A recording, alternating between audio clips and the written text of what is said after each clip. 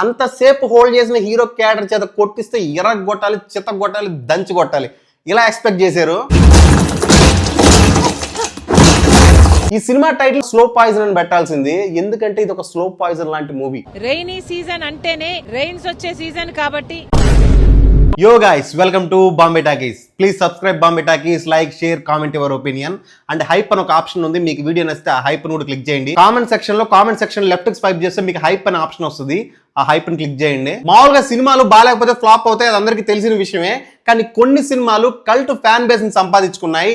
ఈ cult fans ఆ cinemas ని మాస్టర్ పీస్ లాగా ఆరాధిస్తారు. మరి ఇంత కల్ట్ ఫ్యాన్ బేస్ ని సంపాదించుకున్న మూవీస్ ఎందుకు ఫ్లాప్ అయ్యాయి? సో ఈ రోజు డిస్కస్ చేద్దాం ఇలా ఫ్లాప్ అయిన అండర్ రేటెడ్ మూవీస్ లో టాప్ 5. ఇలా అండర్ రేటెడ్ మూవీస్ అనే టాపిక్ వచ్చిన ప్రతిసారి ప్రతి ఒక్కరి బ్రెయిన్ లో ఫస్ట్ మూవీ కలేజా. ఇక కలేజా సినిమా ఎందుకు ఫ్లాప్ అయిందంటే చాలా మంది చాలా రీజన్స్ చెప్తారు. కొంతమంది అయితే ఎడార్లో బైక్ దొరకడం ఏంటి, ఆ బైక్ ఒక కిక్ తో స్టార్ట్ అయిపోవడం ఏంటి, మహేష్ బాబు దేవుడు ఏంటి, ఇలా చాలా మంది చాలా రీజన్స్ చెప్తారు. కానీ నన్ను అడిగితే ఈ సినిమా ఫ్లాప్ అవడానికి ఫస్ట్ రీజన్ ప్రమోషన్స్. ఈ సినిమాకి ప్రమోషన్స్ ఎలా చేశారంటే వాళ్ళు వదిలిన పోస్టర్లు, టీజర్లు, ట్రైలర్లు ఏదో ఒక ఎడారిలో దొంగ కథలాగా చాలా స్టైలిష్ లుక్స్ వదిలేరు అనమాట. మహేష్ బాబువి ఆఫ్ మాస్క్ కట్టుకొని ఒక రాయింది అంటున్నట్టు, లేక ఎడారిలో బైక్ వేసుకెళ్తున్నట్టు. సో ఇవన్నీ చూసి ఒక ఎడారికి సంబంధించిన యాక్షన్ అడ్వెంచర్ స్టోరీ అని చెప్పి ఒక్కొక్కరు ఒక రకంగా అనుకున్నారు.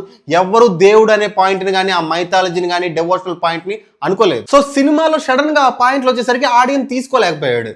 మెయిన్ గా మహేష్ బాబు దేవుడు అన్న పాయింట్. ఈ రాంగ్ ప్రమోషన్స్ ప్రాబ్లం కేవలం కలేజా సినిమాకే కాదు, త్రివిక్రమ్ మహేష్ బాబు కాంబినేషన్ వచ్చిన ప్రతి సినిమాకి ఈ ప్రాబ్లం ఉంది. ఫర్ ఎగ్జాంపుల్ అతడు సినిమా చూస్తే అతడు సినిమాలో వదిలిన లుక్స్ అంతా ఆ Hollywood action sequence type of looks, అవే పోస్టర్లు వదిలేరు. అవంతా చూసిన ఆడియన్స్ ఏదో Hollywood type of action adventure చూడబోతున్నాం అని ఎక్స్పెక్ట్ చేసి థియేటర్స్కి వెళ్ళారు.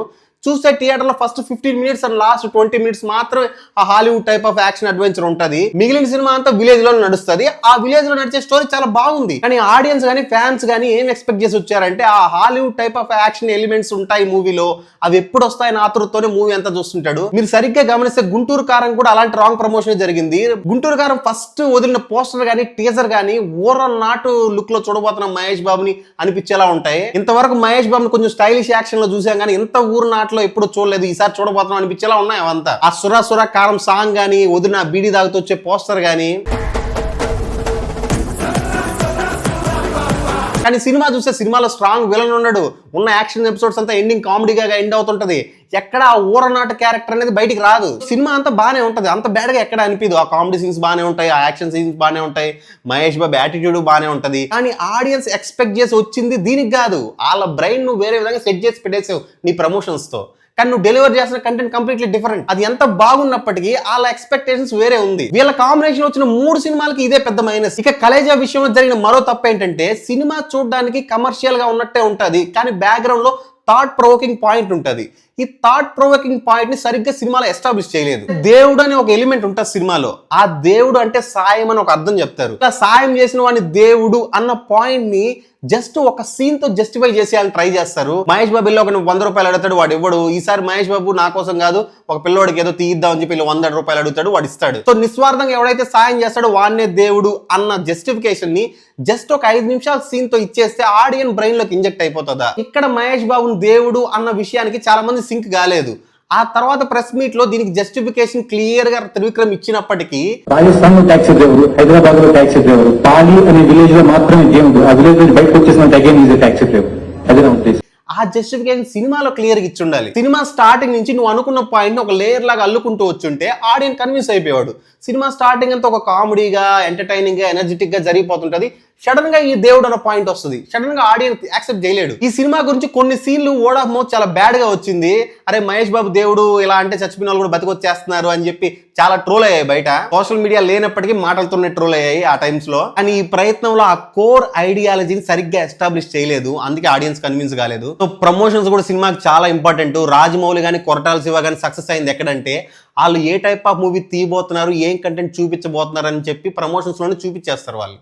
సో ఆడియన్స్ వేరే ఎక్స్పెక్టేషన్స్ పెట్టుకోరు. అదే లైన్ లో సినిమా చూస్తారు, ఆ లైన్ ని కరెంట్ గా ప్రెజెంట్ చేస్తే వాళ్ళు సాటిస్ఫై అయిపోతారు, సినిమా సక్సెస్ అయిపోతుంది. సో నేనైతే మహేష్ బాబు త్రివిక్రమ్ కాంబినేషన్ లో వచ్చిన ప్రతి సినిమాకి ప్రమోషన్ సరిగ్గా రాలేదు, రాంగ్ ప్రమోషన్స్ జరిగింది, మిస్అండర్స్టూడ్ ప్రమోషన్ జరిగిందని అనుకుంటున్నాను. మీకు ఇలాగే అనిపిస్తే కామెంట్ సెక్షన్ లో మీ ఒపీనియన్ ని కామెంట్ చేయండి. ఇక నెక్స్ట్ మూవీ జోష్ one of the most under rated movie in TFI.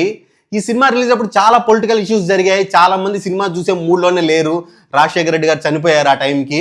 కానీ సినిమా చూసిన వాళ్ళు కూడా చాలా బ్యాడ్ వర్డ్ ఆఫ్ మౌత్ బయటకు వచ్చింది. ఎందుకంటే ఈ సినిమా రిలీజ్కి ముందు బయటకు వచ్చిన ప్రతి కంటెంట్ కానీ, మ్యూజిక్ కానీ, పోస్టర్స్ కానీ చాలా జోష్ఫుల్గా ఉంటాయి, చాలా ఎనర్జెటిక్గా ఉంటాయి. సో ఆడియన్స్ కానీ, ఫ్యాన్స్ కానీ నాగార్జున కొడుకు ఫస్ట్ మూవీ, సో ఒక మంచి జోష్ ఉన్న అల్లరి పిల్లోని చూడబోతున్నాం ఈ సినిమాలో, మంచి ఎనర్జెటిక్ కుర్రాన్ని చూడబోతున్నాం ఈ సినిమాలో అని ఎక్స్పెక్ట్ చేసి వెళ్ళారు. వెళ్ళిన తర్వాత టైటిల్లో జోష్ ఉంటుంది కానీ ఫస్ట్ హాఫ్ మొత్తంలో ఎక్కడ జోష్ ఉండదు. హీరోలో జోష్ ఉండదు, హీరోయిన్లో జోష్ ఉండదు, జోష్ఫుల్ మూమెంట్ ఒక్కటి కూడా ఫస్ట్ హాఫ్లో ఉండదు. సినిమా స్టార్ట్ అయిన 25 మినిట్స్కి క్యాంటీన్లో గుణ అనే క్యారెక్టర్ ఒకటి కొడుతుంటాడు. అప్పుడు హీరో లేసి వెళ్ళి ఆడి మీద చెయ్యేసి 20 రూపీస్ చెల్లిపోతాడు. అక్కడ వచ్చే బ్యాక్గ్రౌండ్ స్కోర్ కానీ ప్రతి ఆడియన్స్ అక్కడ ఖచ్చితంగా ఫైట్ జరుగుతుందని ఎక్స్పెక్ట్ చేస్తాడు, కానీ ఫైట్ జరగదు. ఓకే, హీరో నాన్స్తున్నాడు క్యారెక్టర్ని, హీరో క్యారెక్టర్ని హోల్డ్ చేస్తున్నాడు, ఫైట్ చేయకుండా అర్థం అవుతుంది. డిసప్పాయింట్ అయితే అవ్వం కానీ కొంచెం అర్థం చేసుకుంటాం, ఓకే హీరో క్యారెక్టర్ని హోల్డ్ చేస్తున్నాడు. అలా హోల్డ్ చేస్తున్న క్యారెక్టర్ చేత మళ్ళీ 20 మినిట్స్ తర్వాత ఫైట్ చేయిస్తే ఎలా ఉండాలి? 20 మినిట్స్ తర్వాత ఫైట్ ఉంటుంది, జస్ట్ హీరో ఒక దెబ్బ కొడతాడు, ఆ తర్వాత ఒక డైలాగ్ చెప్తాడు, నాకు మెసేజ్ ఇవ్వడం నచ్చదురా, నీకేమైనా ఇచ్చానిపిస్తే తీసుకో, నేనేం అనుకోనని. మామూలుగా నాకు మెసేజ్లు ఇవ్వడం నచ్చదురా, నీకేమైనా ఇచ్చాననిపిస్తే తీసుకో, నేనేం అనుకోను. చాలా క్లాస్గా హీరో క్యారెక్టర్ని ఎలివేట్ చేస్తాడు, కానీ ఈ ఎలివేషన్ అనేది కొంతమంది సెట్ ఆఫ్ ఆడియన్స్కి మాత్రమే నచ్చింది. చాలా మంది సెట్ ఆఫ్ ఆడియన్స్ కానీ, మాస్ ఫ్యాన్స్ కానీ, నాగార్జున ఫ్యాన్స్ కానీ వీళ్ళంతా ఏమనుకుంటారంటే అంతసేపు హోల్డ్ చేసిన హీరో క్యారెక్టర్ చేత కొట్టిస్తే ఇరగొట్టాలి, చిత్తగొట్టాలి, దంచి కొట్టాలి, ఇలా ఎక్స్పెక్ట్ చేశారు. ఆ తర్వాత బాగుండే ఎలిమెంట్ ఇంటర్వెల్ సీను. ఇంటర్వెల్లో హీరో ఎంట్రీ ఇవ్వడం కాలేజీలోకి, ఆ స్లో మోషన్ షార్ట్స్ కానీ, ఆ బ్యాక్గ్రౌండ్ స్కోర్ కానీ. ముందుగా బ్యాక్గ్రౌండ్ స్కోర్ గురించి మాట్లాడాలి ఈ సినిమా గురించి. సందీప్ చౌతా ఈయన సాంగ్స్ ఎలా ఉంటాయంటే రిలీజ్ అయిన కొన్ని రోజులకి ఏంట్రా సాంగ్ ఎలా ఉందనుకుంటాం, కానీ 2-3 టైమ్స్ విన్న తర్వాత లేదా ఒక నెల తర్వాత మళ్ళీ విన్నప్పుడు వావ్ ఏంట్రా ఎంత బాగుంది ఈ సాంగ్ అనిపిస్తుంది. ఈ బీర్ ఏంట్రా ఇంత టేస్ట్ గా ఉంది. చాలా యూనిక్ గా ఉంటది ఈ మ్యూజిక్ స్టైల్, నాకైతే చాలా ఇష్టమైన మ్యూజిక్. సో మంచి ఇంటర్వెల్ సీన్ వచ్చినప్పటికీ అప్పటికే ఆడియన్స్ ఫ్యాన్స్ చచ్చిపోయింటారు థియేటర్ లో ఆ లాగ్ ని తట్టుకోలేక. దీనికి తగ్గట్టు హీరోయిన్ క్యారెక్టర్ చాలా చిరాకు పుట్టిస్తుంది. ఇక సెకండ్ హాఫ్ చాలా మంది కాదు అందరూ ఈ సినిమాలో కనెక్ట్ అయిన సెకండ్ హాఫ్ కే. ఎందుకంటే వాళ్ళు ఎక్స్పెక్ట్ చేసి వచ్చిన అల్లరి పిల్లోడి క్యారెక్టర్ ఉండే సెకండ్ హాఫ్ లోనే. దురదృష్టవశాతం ఆ అల్లరి పిల్లోడి క్యారెక్టర్ కూడా ఎక్కువసేపు ఉండదు, కాసేపే ఉంటది. మళ్ళీ రాముడు మంచి బాల్ అనే క్యారెక్టర్ లోకి వచ్చేస్తాడు క్లైమాక్స్ వచ్చేసరికి. సో ఈ సినిమా కోర్ పాయింట్ కానీ, ఎనర్జీ కానీ, మెయిన్ అంతా సెకండ్ హాఫ్ లోనే ఉంటది. అందరు సెకండ్ హాఫ్ కే కనెక్ట్ అయ్యారు. ఫస్ట్ హాఫ్ లో సెటప్ బిల్డ్ చేసుకోవడానికి వాడుకున్నాడు. అఫ్ కోర్స్ నువ్వు సెటప్ బిల్డ్ చేసుకోవాలి, కానీ ఆడియన్స్ కి ఏం కావాలో ఆ ఎలిమెంట్స్ ఇస్తూ సెటప్ బిల్డ్ చేసుకోవాలి. ఆ ఫ్యాక్టర్ మిస్ అయింది ఫస్ట్ హాఫ్ లో. ఇవన్నీ కాకుండా బిగ్గెస్ట్ డిసప్పాయింట్మెంట్, ఆల్రెడీ చిరంజీవి కొడుకు రామ్ చరణ్ వచ్చాడు. ఆ టైంలో డాన్స్ కి చాలా ఇంపార్టెన్స్ ఉంది. డాన్స్ వేసే స్టార్స్ కి ఫాలోయింగ్ ఎక్కువ వచ్చే రోజులు అవి. సో నాగార్జున కొడుకు వస్తున్నాడు అంటే ఆటోమేటిక్ గా నాగార్జున ఫ్యాన్స్ కూడా ఆయన నుంచి ఒక డాన్స్ ఎలిమెంట్స్ లాంటివి ఎక్స్పెక్ట్ చేశారు. కానీ ఈ సినిమాలో ఎలాంటి డాన్స్ ఫ్యాక్టర్స్ ఉండవు. అందులో హీరో కూడా అంత ఎనర్జెటిక్ గా కనిపించడు, ఏదో కోల్పోయిన లాగే ఉంటాడు. అఫ్ కోర్స్ క్యారెక్టర్ అలాంటిదే, కానీ ఆ ఎనర్జీ కనిపించదు అనమాట. సో ఈ ఫ్యాక్టర్స్ కి హట్ అయ్యి చాలా మంది నాగార్జున ఫ్యాన్స్ ఈ సినిమాకి నెగిటివ్ వర్డ్ ఆఫ్ మౌత్ వెళ్ళింది. కానీ ఓవరాల్ గా ఒక సినిమా అభిమానిగా ఈ సినిమా చూస్తే అరే మంచి సినిమా అని అనిపిస్తుంది. ఒక స్టార్ హీరో కొడుకు అవడం వల్ల, ఆయన మీద ఎక్స్పెక్టేషన్స్ ఉండడం వల్ల, అందులో సినిమా నుంచి బయటకు వచ్చిన ప్రతి కంటెంట్ సినిమా మీద ఇంట్రెస్ట్ పెంచడం వల్ల ఆ ఎక్స్పెక్టేషన్ ని, ఆ ఎంటర్టైన్మెంట్ ని ఈ సినిమా రీచ్ కాలేకపోయింది. అందువల్ల ఈ సినిమా ఫ్లాప్ గా మిగిలిపోయింది. ఇంకొక biggest under rated movie orange అనగానే ఈ సినిమాలో చాలా మందికి నచ్చేది మ్యూజిక్. పాటలు ఎంత బాగుంటాయంటే చెవులో తేనె పోసినట్టు ఉంటాయి. అందులో బ్యాక్గ్రౌండ్ స్కోర్ కూడా చాలా హార్ట్ టచింగ్గా ఉంటుంది. చాలా మంచి మ్యూజిక్ ఆల్బమ్. ఏదో 10 ఏళ్ళకి ఒకసారి జరుగుతుంది ఇలాంటి అద్భుతమైన మ్యూజిక్ రావడం అనేది. ఇంకా మ్యూజిక్ ఫ్యాక్టర్ పక్కన పెట్టి ఇంక సినిమా గురించి మాట్లాడితే ఇది అందరికీ తెలిసిందే, ఈ సినిమా అనేది ahead of its time, far ahead of its time అని చెప్తాను. ఏంటంటే అంటే ఇప్పుడు రావాల్సిన సినిమా 15 ఏళ్ల ముందే వచ్చింది.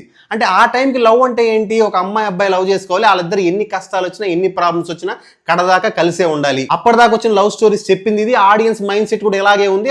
ఐడియల్ గా లవ్ అంటే అలాగే ఉండాలి మామూలుగా. ఆ సినిమా ఇప్పుడు రిలీజ్ అయ్యింటే ఈ జనరేషన్ కరెక్ట్ గా సరిపోయే మూవీ అది. ఈ సినిమాలో లవ్ ని డిఫరెంట్ షేడ్స్ లో చూపించడానికి ట్రై చేశాడు. ఈ సినిమాలో ఒక క్యారెక్టర్ ఏమో లవ్ ఎక్కువ రోజులు ఉండదు అని నమ్మే క్యారెక్టర్, ఇంకో క్యారెక్టర్ ఏమో కడదాకా కలిసి ఉండడమే లవ్ చివరిదాకా ఉంటుంది అని నమ్మే క్యారెక్టర్, ఇంకో క్యారెక్టర్ ఏమో చిన్న చిన్న అబద్ధాలతో లవ్ మేనేజ్ చేసేయచ్చు అనుకునే క్యారెక్టర్, ఇంకో క్యారెక్టర్ ఏమో 2 కాల్స్ 3 మెసేజ్లు చేసుకుంటే చాలు అదే లవ్ అనుకునే క్యారెక్టర్, ఏమో ఎన్నో ఏళ్ళుగా లవ్ చేస్తున్నాము అన్న భ్రమలో ఉండిపోయి బతుకుతున్న క్యారెక్టర్. సో ఇలా different type of love angles చూపించడానికి ట్రై చేశాడు. ఈ సినిమా మొత్తాన్ని క్లియర్ గా ఎక్స్ప్లెయిన్ చేసిన సీన్ ఒకే ఒక సీన్ ఉంది, వెరీ ఇంపార్టెంట్ సీన్. చాలా మంది ఏమనుకుంటారంటే ఆ ట్రూత్ ఆర్ డేర్ సీన్ అనుకుంటారు, కాదు. ఆ సీన్ కన్వీనియంట్ గా డైరెక్టర్ ఆయనకి తగ్గట్టు ఆయన రాయేసుకున్నాడు. ఏ సీన్ అంటే Ram Charan night car drive చేస్తాడు హీరోయిన్ తో వాళ్ళ ఫ్రెండ్స్ తో.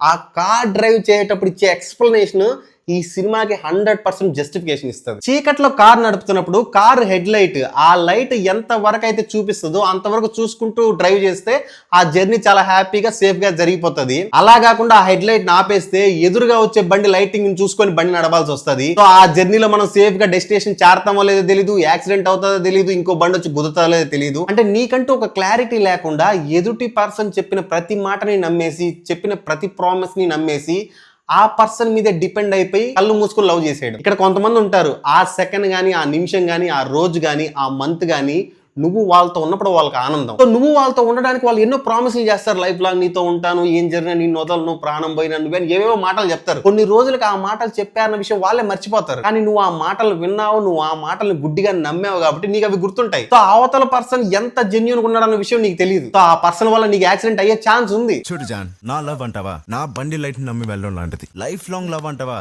అవతల వాడి బండి లైట్ నమ్మి వెళ్ళడం లాంటిది. ఈ రోజుల్లో అదే జరుగుతుంది. హీరో ఫస్ట్ లవ్ లో ఏదైతే ఎక్స్పీరియన్స్ చేశాడో, ఏ ప్రాబ్లమ్స్ అయితే చూశాడో, అలాంటి ప్రాబ్లమ్స్ మళ్ళీ ఇంకో రిలేషన్షిప్ లో వస్తున్నాయి అనగానే ఆ రిలేషన్షిప్ కట్ చేస్తాడు. He don't want to go through it again. అలా లవ్ అనేది కొన్ని రోజులు మాత్రమే బాగుంటది, ఆ తర్వాత బాగుండదు అని అనుకునే క్యారెక్టర్ నాగబాబు క్యారెక్టర్ ని మీటప్ అయి ఒక సింగిల్ మీటింగ్ లోనే ఆయన క్యారెక్టర్, ఆయన మైండ్ సెట్ మార్చేసుకోవడం అనేది చాలా మంది ఆడియన్స్ కి కన్విన్సింగ్ అనిపించలేదు. లవ్ తగ్గిపోతుంది అనగానే మళ్ళీ లవ్ చేయడానికి ట్రై చేయి అన్న పాయింటే కన్క్లూజన్ లాగా చూపిస్తారు ఈ సినిమాలో. అలా బలవంతంగా లవ్ చేయడానికి ట్రై చేయడం అనేది నేచురల్ లవ్ కాదు. అక్కడ కూడా చాలా మంది ఆడియన్స్ కన్విన్స్ కాలేదు. ఇంకొక ఫ్యాక్టర్ అంటే హీరో కూడా అప్పటిదాకా హీరోకు ఉండేది పక్క మాస్ ఇమేజ్.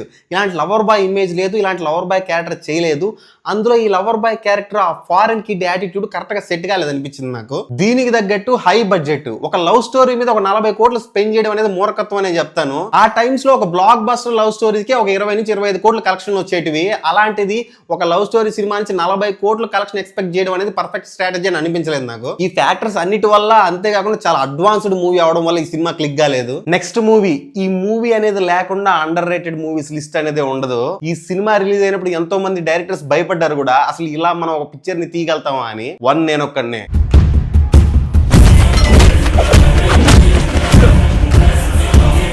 తెలుగు సినిమా ఇండస్ట్రీకి ఒక 100 ఏళ్ళు ఉంటే, ఈ 100 ఏళ్లలో రిలీజ్ అయిన అన్ని సినిమాల్లో, నేను చూసిన అన్ని సినిమాలలో నా ఫస్ట్ ఫేవరెట్ మూవీ ఈ మూవీ. 2014 లో ఈ మూవీని చూసేటప్పుడు ఈ సినిమా నన్ను ఎంత ఇంప్రెస్ చేసింది అనేది నేను మాటల్లో చెప్పలేను. ఈ సినిమాలో హీరోకి ఒక మెంటల్ ఇల్నెస్ ఉంటుంది, సిజోఫెర్నియా.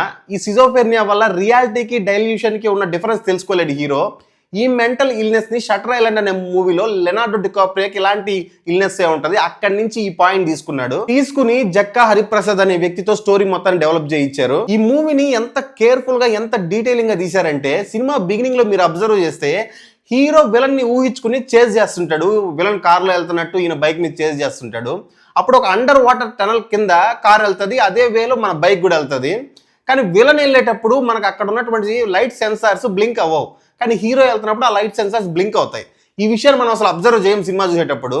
అంతేకాకుండా కారు వాటర్ మీద నుంచి వెళ్తున్నప్పుడు స్ప్లాష్ అవ్వదు, కానీ బైక్ వెళ్తున్నప్పుడు స్ప్లాష్ అవుతుంది. అంటే అక్కడ డీటెయిలింగ్ లో క్లియర్ గా ఎక్స్ప్లెయిన్ చేస్తుంటాడు. అంటే ఫస్ట్ వెళ్ళిన కార్ ఇమాజినేషన్, రియల్ది కాదు, హీరో వెళ్తున్నది రియాలిటీ అని. ఇలా ఫస్ట్ టైం వాచ్ చేస్తున్నప్పుడు మనం అబ్జర్వ్ చేయలేని డీటెయిల్స్ ఎన్నో ఉంటాయి ఈ మూవీలో. కానీ ఒక సీన్ అయితే నన్ను నిజంగా ఇంప్రెస్ చేసింది. ఈ సీన్ చూడడానికి చాలా నార్మల్ గా ఫన్నీగా అనిపించచ్చు, కానీ కొంచెం కాన్సన్ట్రేట్ చేసి చూస్తే, కొంచెం మనసు పెట్టి చూస్తే ఆ సీన్ లో చాలా డీప్ మీనింగ్ ఉంటుంది. గోవాలో హీరోయిన్ పక్కన మాట్లాడుతుంటది. హీరో ఏమనుకుంటాడు, ఇదంతా నిజం కాదు, నేను ఊహించుకుంటున్నాను అనుకుంటాడు. కానీ దాన్ని కన్ఫర్మ్ చేసుకోవడానికి వెళ్ళి అక్కడ ఒక ఓల్డ్ పెయిర్ కూర్చో ఉంటది. వాళ్ళని అడుగుతాడు అక్కడ ఒక అమ్మాయి ఉందా లేదా అని. వాళ్ళు ఉందని చెప్తారు. అక్కడ అమ్మాయి ఉంది కదా, ఉందిగా. అక్కడి వరకు ఏ డైరెక్టర్ అన్న ఆలోచించగలుగుతాడు, అక్కడి వరకు ఏ డైరెక్టర్ అన్న ప్రాపర్ ఎక్స్ప్లెనేషన్ ఆడియన్స్ కి ఇవ్వాలి అని థింక్ చేయగలుగుతాడు. కానీ హీరో థర్డ్ పర్సన్ దగ్గరికి వెళ్ళి అక్కడ ఓల్డ్ పేరు ఉందా లేదా అని కన్ఫర్మ్ చేసుకుంటాడు. ఒక్క నిమిషం, ఆ టేబుల్ దగ్గర ఇద్దరు ముసలోళ్ళు బిస్కెట్ తింటున్నారు కదా. అంత ఇన్సెక్యూరియారిటీ, అంత భయం ఎవరికి వస్తుంది అంటే నిజంగా ఆ మెంటల్ ఇల్నెస్ ని ఫేస్ చేస్తున్న వాళ్ళకే వస్తుంది. రియల్ గా అలాంటి ప్రాబ్లం ఫేస్ చేస్తున్న పర్సన్ ఆ థర్డ్ పర్సన్ చెప్పినా కూడా నమ్మడు, కానీ మళ్ళీ అడగడానికి హెసిటేట్ అయ్యి అడగడు. కానీ సో అనుమానం వల్ల ఉండిపోతుంది నిజమా అబద్ధం అని. అలాంటి క్యారెక్టర్ ని బాగా అడాప్ట్ చేసుకుంటే తప్ప ఆ సీన్ ని అంత నీట్ గా ప్రెజెంట్ చేయలేము. ఇలాంటి సినిమా ఎందుకు ఫెయిల్ అయింది అంటే, అప్పటిదాకా వచ్చిన సినిమాలన్నీ మనల్ని ఎక్కువ మెంటల్ స్ట్రెస్ గురి చేయవు. అంటే ఎక్కడ మనం బ్రెయిన్ ఎక్కువ వాడి ఎక్కువ స్ట్రెస్ గురై ఆలోచించాల్సిన అవసరం ఉండేది కాదు. జస్ట్ చూస్తాం, ఎంటర్టైన్ ఫీల్ అవుతాం, హ్యాపీగా బయటకు వస్తాం. ఈ సినిమా ఎలా అంటే, నువ్వు ప్రతి సీన్ గుర్తుపెట్టుకోవాలి, ప్రతి సీన్ నువ్వు కొంచెం ఆలోచించాలి.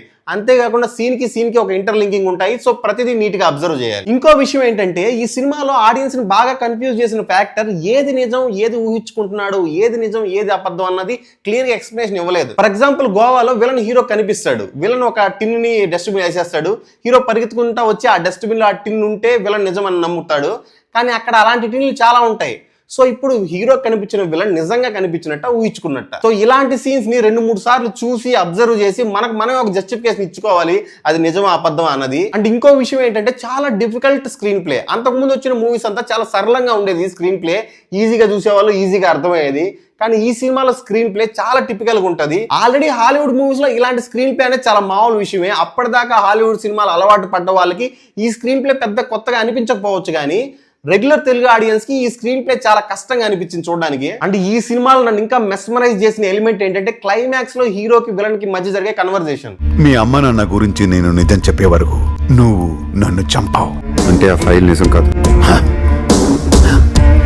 విలన్ చెప్పేది నిజమా అబద్ధమా అన్న విషయాన్ని విలన్ చేతే చెప్పిస్తాడు. అది కూడా ఎలా చెప్పిస్తాడు అంటే విలన్ ఇచ్చే లాజిక్ తోనే చెప్పిస్తాడు ఆయన చేత. ఆ సీన్ జరిగే రూమ్ ను మనం క్లియర్ గా అబ్జర్వ్ చేస్తే ఆ రూమ్ మొత్తం ఒక గ్లాస్ డిజైన్ తో కవరప్ చేసి ఉంటారు. ఇంకా డీటెయిల్ గా చూస్తే ఆ గ్లాస్ ఏంటి అంటే హీరో ఫాదర్ క్రియేట్ చేసినటువంటి రైస్ ని రీక్రియేట్ చేయాలి అని చెప్పి నాజర్ ఎన్నోసార్లు ట్రై చేసి ఆ ఫెయిల్ అయిన ఆ సీడ్స్ మొత్తాన్ని ఆ గ్లాసులో పెట్టి అరేంజ్ చేస్తుంటారు వెనకాల.